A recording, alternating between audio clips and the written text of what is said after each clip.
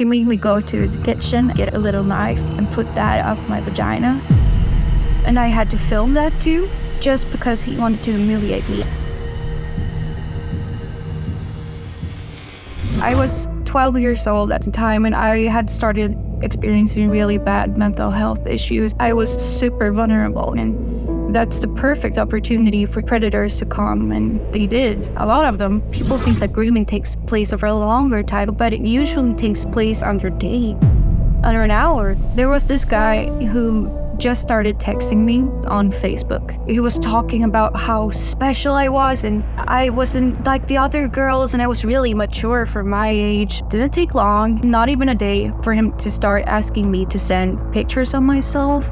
Nude pictures, of course. I just wanted to please him because he told me that I was special. I felt seen because I felt very lost and invisible otherwise. So I did, and as soon as I did, the tone changed.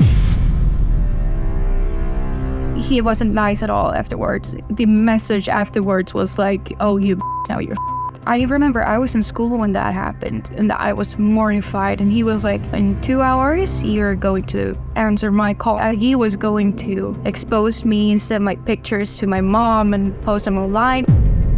When I came home, I was literally trembling, and I had to act cool because I couldn't tell my mom that I'd sent nude pictures to a random guy on the internet. He did not want money. He just wanted to absolutely humiliate me.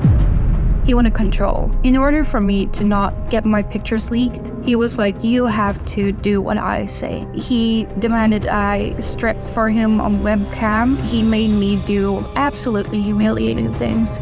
He made me get a little knife and put that up my vagina. He never got any consequences for it. I just happened to break away because my parents took all my communication.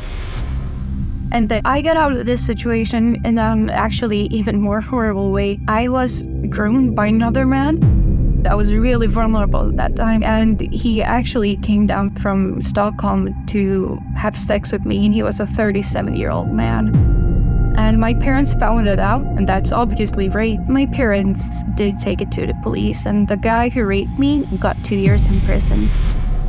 It impacted my life immensely. I felt really vulnerable, and I felt very worthless. How could I have been so stupid to really get in this situation? And I felt like I was the one doing wrong. I didn't realize that I was a victim, especially with that man who had groomed and raped me. I thought that I had put him in trouble, and it was my fault, and I was the one who were actually going to take the punishment because I really felt like I was the one doing wrong. I've been abused, and I kept quiet because I felt ashamed, because I felt scared to tell my parents. I was afraid that they would be angry at me and disappointed in me. And as a parent, it's really important to come to their kid and make sure that you're not going to be angry when they tell you something. My advice is to talk to someone, be open, have that dialogue.